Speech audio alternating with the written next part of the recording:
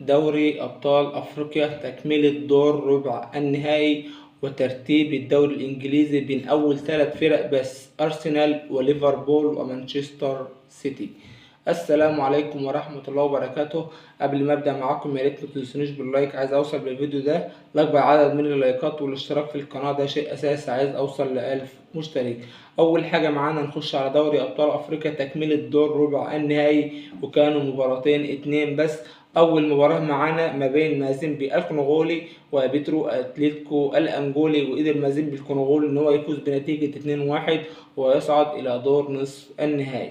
تاني مباراة معانا ما بين أسك الإيفواري والترجي التونسي الشقيق، قدر الترجي التونسي إن هو يفوز على أسك على أرض في وسط جمهوره بنتيجة 4-2 بركلات الجزاء. كده الترجي التونسي وصل إلى دور نصف النهائي أيضا لملاقاة صن داونز. أما النادي الأهلي المصري المارد الأحمر هيواجه مازيمبي الكونغولي. الذهاب يوم 19 مارس في الكونغو، والعودة يوم 26 في القاهرة، يعني بعدها بأسبوع. نروح على طول على الدوري الإنجليزي. أول مباراة معانا مانشستر سيتي وكريستال بالاس، وقدر مانشستر سيتي إن هو يفوز بنتيجة 4-2. كده مانشستر سيتي عنده من النقاط 70 نقطة في المركز الثالث. كريستال بالاس عنده 30 نقطة في المركز ال 14.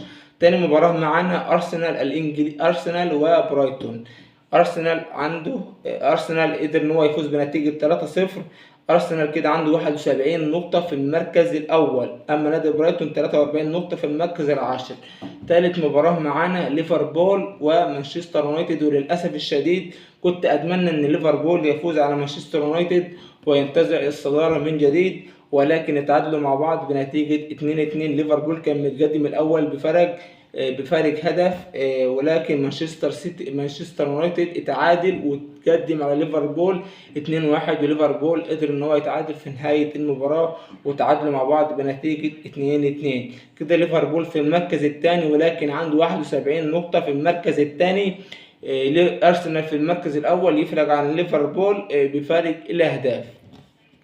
كده أرسنال 71 نقطة في المركز الأول، وليفربول أيضا 71 نقطة في المركز الثاني، ومانشستر سيتي 70 نقطة في المركز الثالث. وهم الثلاثة لاعبين كل واحد فيهم 31 مباراة، يعني لاعبين كلهم زي بعض. آخر حاجة معانا خالص الدوري العراقي ونادي الكرخ العراقي اللي بيلعب في صفوفه صالح جمعة.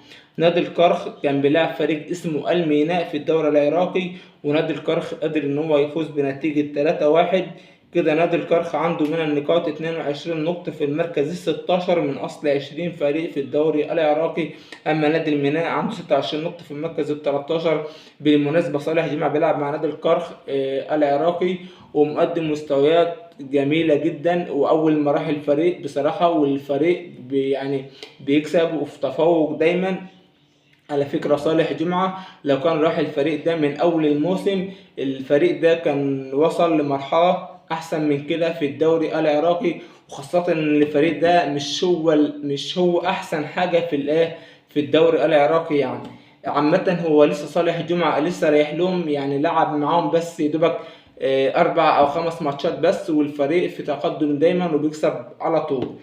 وبكده اكون خلصت معاكم نهايه فيديو النهارده. ما كانش معايا حاجات كتيره، يعني دوري ابطال افريقيا دور ربع النهائي تكمله دور ربع النهائي بس الماتشين دولت، والدوري الانجليزي الثلاث فرق اللي انت عليهم دولت بس الثلاث ماتشات، والدوري العراقي ما كانش معايا اكتر من كده. مفيش ماتشات اليومين دولت بس غير كل اللي انا قلته. طبعا انا بقول الماتشات اللي بتتلعب، اكيد لو في ماتشات اتلعبت النهارده اكيد باجي بكره باجي بعدها بيوم على طول وبقول كل الماتشات اللي بتتلعب. وبكده اكون خلصت معاكم نهايه فيديو النهارده. اتمنى من اي حد يكون شاهد الفيديو لحد دلوقتي يا ريت ما يبخلش عليا باللايك، عايز اوصل بالفيديو ده لاكبر عدد من اللايكات، والاشتراك في القناه ده شيء اساسي، عايز اوصل ل1000 مشترك.